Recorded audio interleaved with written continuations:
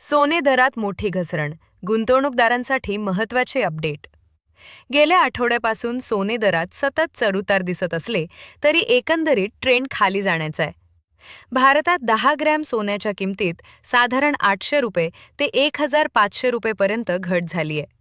काही मोठ्या शहरांमध्ये ही घट आणखी जास्तही दिसून येते. सध्याचे अंदाजे दर 24 कॅरेट सोने 64,500 रुपये ते 65,500 रुपये, 22 कॅरेट सोने 59,000 रुपये ते 60,500 रुपये. हे दर शहर, ज्वेलर्स आणि जीएसटी नुसार बदलू शकतात. सोने दर कमी होण्यामागील मुख्य कारणे: 1. डॉलर मजबूत होणे. अमेरिकन डॉलर मजबूत झाला की आंतरराष्ट्रीय बाजारात सोने महाग होते. त्यामुळे भारतात मागणी कमी होते आणि दर खाली येतात. 2. व्याज दर वाढ.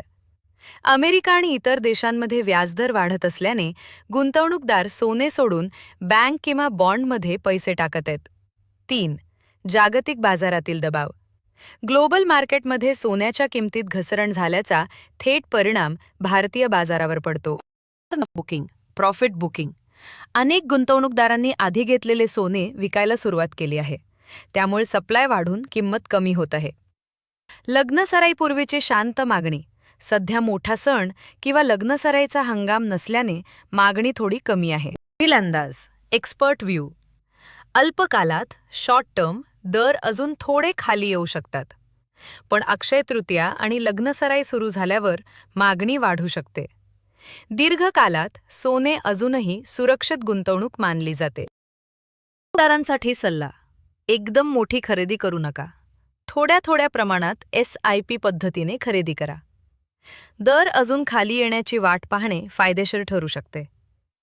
दीर्घकालीन गुंतवणुकीसाठी सोने अजूनही सुरक्षित आहे.